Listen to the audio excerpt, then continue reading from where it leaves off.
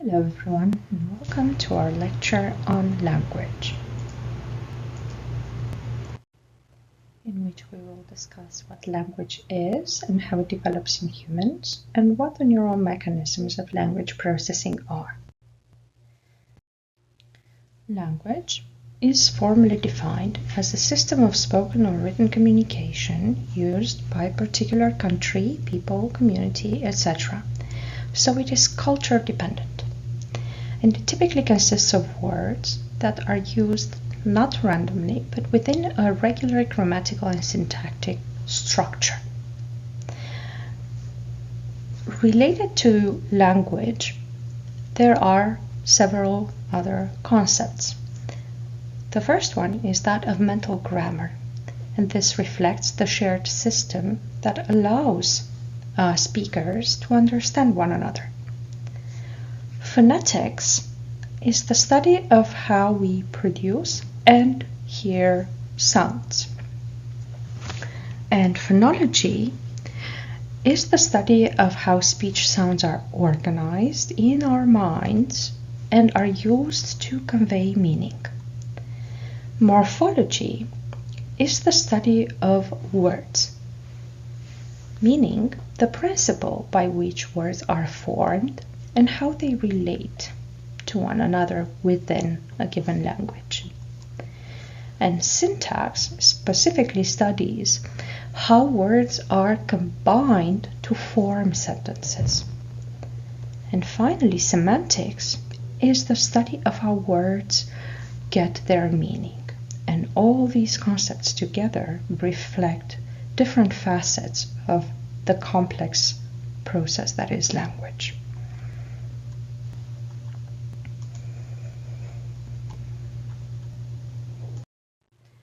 Now, how does language develop in humans? Well, when we are born, we have the universal capacity of perceiving sounds from any language, and so we are so-called citizens of the world.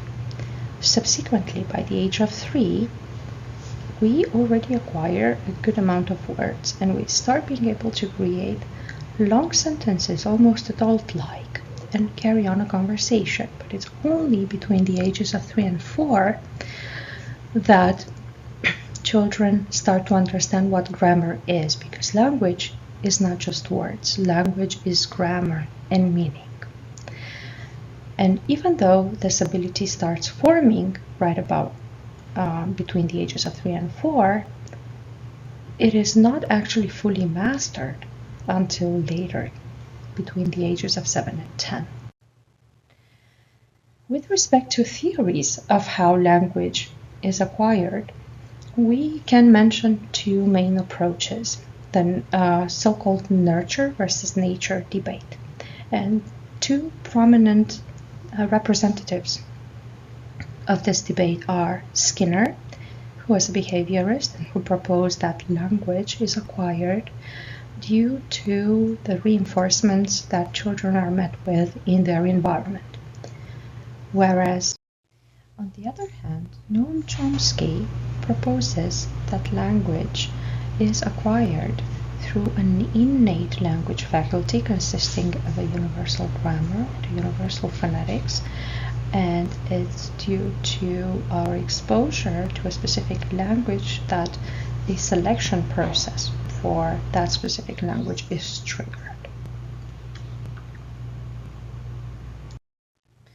It was through a very unfortunate case, that of Jeannie Wiley, that this debate was somewhat settled. And the identification of a critical period for language learning has been identified. Jeannie Wiley was a severely neglected child who was not exposed to language until she was rescued from her neglectful home at the age of almost 13. This case happened in 1970. After she was rescued, she started receiving therapy and support to acquire language. However, what was noticed was that she learned a good amount of words, but she was unable to achieve a fully mature language capacity. So unfortunately for her, she had missed that critical period for language acquisition, and it has subsequently been shown in a series of studies looking at the brains of severely neglected children that brain areas having not been stimulated adequately through their development have reduced, had shrunken, and so perhaps this could then explain the profound effect of sensory deprivation that would then prevent these children from fully maturing in terms of, for example, language acquisition. However, it has also been shown that the sooner a child is rescued from the neglectful environment and exposed to adequate stimulation, the better chance they stand at achieving a fully developed cognitive capacity. So what are the neural mechanisms of language processing? Well, interestingly, our brains become finely tuned to picking on violations of semantic rules and of truthfulness in what we hear. So with the help of electroencephalography, an ERP component, N400, has been isolated, and this ERP component increases in amplitude in the cases when the participant listens to sentences that are either semantically coherent but incorrect, factually incorrect, or are semantically incoherent. And a number of interesting aspects have then been found regarding the N400. So, for example, people do not need to hear a full sentence in order for the N400 to be observed. It is more of a context-dependent type of processing rather than a complete sentence type of processing that can trigger an increased amplitude in the N400. So for example, if people listen to word triplets such as river, bank, money, where money is now the odd word in the structure, then the N400 would be observed to have a higher amplitude. However, when people listen to the triplet finance, bank, money, in this case, money does not stand out. It makes sense in this context. And so then, the N400 would not increase in amplitude. Another interesting fact is that the N400 tends to emerge earlier for spoken words than for written words.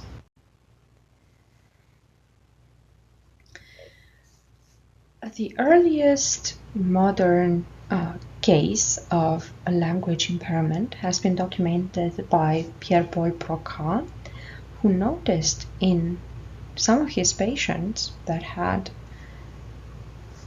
suffered strokes that they were unable to produce speech.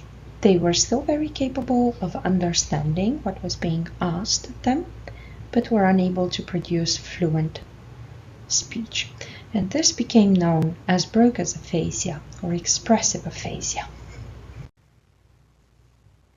With respect to the exact localization of these brain areas, it has been shown by more modern research that the consensus within the community is rather spread.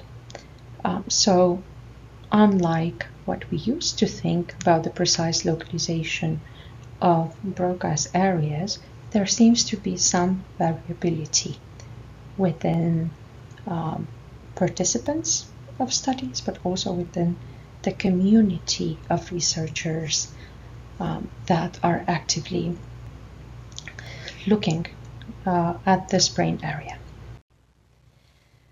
Another type of aphasia became known as Wernicke's aphasia, or receptive aphasia, and this was documented by Karl Wernicke, who was a German physician. And his patients that had suffered strokes, some of them appear to be still capable of speaking rather fluently, but he noticed that what these patients were saying did not appear to make sense in the context of what they had been asked. And so the issue that these patients are having is that they become unable to understand the meaning of the words that are being said to them. And just like in the case of Broca's area, the location of Wernicke's language area is also not as precise as the community had assumed until more recently, and we can observe this here as well. We now know that language relies on a widespread network of brain areas, not on just the initially proposed Broca's and Wernicke's areas. Here you can watch an illustration of what Broca's aphasia looks like and what Wernicke's aphasia looks like. In these particular cases, you will note that Mr. Caputo here, after having suffered a stroke, is perfectly capable of understanding what the interviewer is asking. However, he has some difficulty in finding his words. On the other hand, Mr. Peterson here, you will notice, is very happy to engage and speaks quite a lot when he is asked questions, but he does not seem to respond to the questions that are being asked of him, but he seems to be speaking off topic, even though very fluently.